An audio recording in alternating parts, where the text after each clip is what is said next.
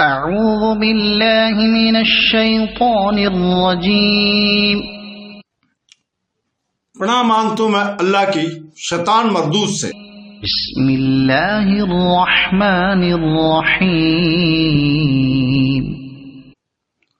شروع کرتا ہوں اللہ کے پاک نام سے جو بہت بڑا مہربان نہایت رحم والا ہے۔ یا ایہا الناس کلوا مما فی الارض حلالا طیبا ولا تتبعوا خطوات الشیطان انه لکم عدو مبین انما یأمرکم بالسوء والفحشاء وان تقولوا علی اللہ ما لا تعلمون۔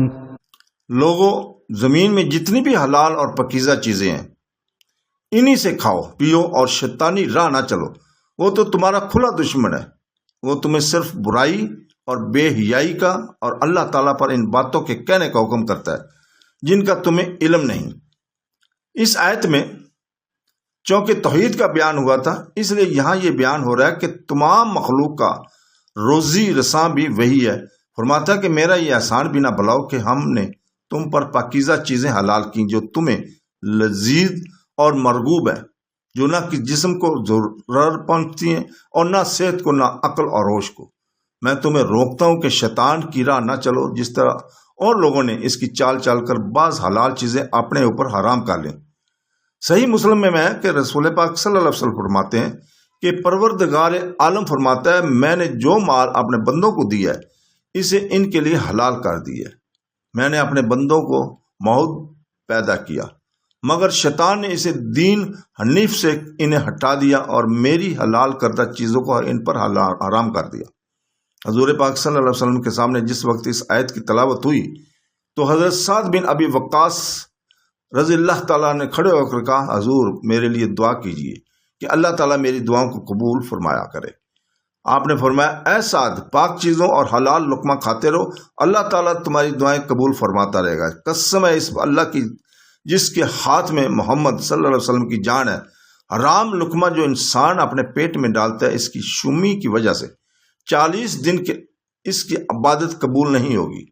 جو گوشت پوشت حرام سے پلا وہ جہنمی ہے۔ پھر فرمایا کہ شیطان تمہارے کھلا دشمن ہے، جیسے اور جگہ ہے کہ شیطان تمہارا دشمن ہے تم بھی اسے دشمن سمجھو۔ اس کی اور اس کے گروہ کی تو یہ عین چاہتا ہے کہ لوگوں کو عذاب میں جھونکے۔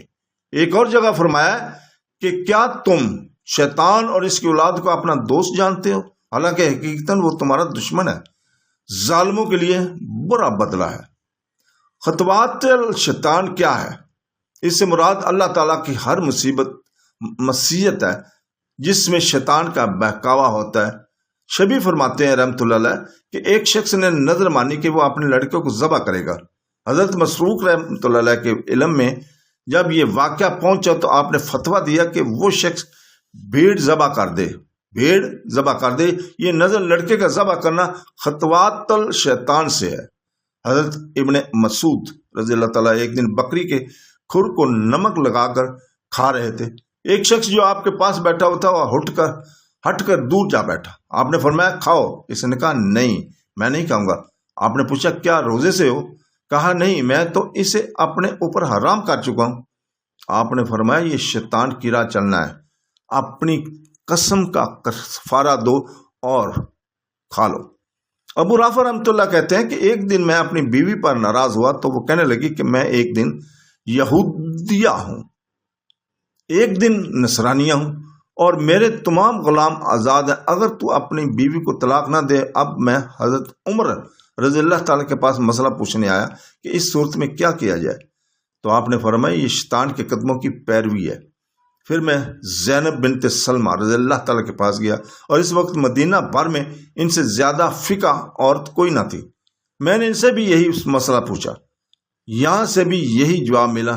عاصم اور ابن عمر نے بھی یہی فتویٰ دیا۔ حضرت ابن عباس کا فتویٰ ہے کہ جو قسم غصہ کی حالت میں کھائی جائے، اور جو نظر ایسی حالت میں مانی جائے جو شیطانی دم کے تابعداری ہے، اس کا کفارہ قسم کے کفارے کے برابر دے دے۔